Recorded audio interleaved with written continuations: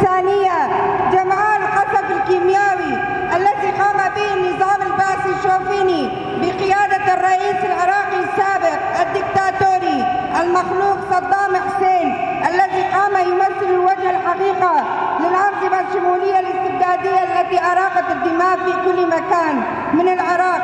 الذي مهد للتداخل الخارجي في منطقة لمواجهة الأنظمة الاستبدادية. لابد أن نتحدى الشعوب في منطقة الشرق الأوسط والعالم تحت مظلة الأمة الديمقراطية مسلحة بفكرة ديمقراطية وتقبل الآخر بمثل إخوة الشعوب بعيدا عن كل ما هو متطرف من الفكرة القومية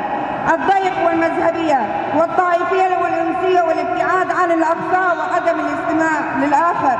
والالتزام بمقاومة ومبادئ النظام اللا أخلاقية لمجتمعنا والإبعاد شبح حروب الإبادة الجماعية والمزاجرة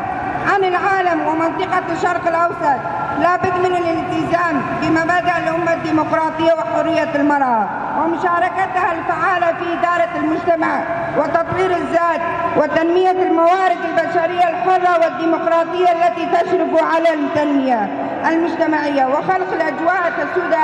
الأفكار النيرية بدل الأفكار الظلامية الرجعية والاستبدائية. عاشت الأخوة الشعوب، عاشت السواعد التي ناضلت من أجل الحرية والعدالة، لا للأنظمة الشمولية الاستبدائية، لا للفكر الظلامية.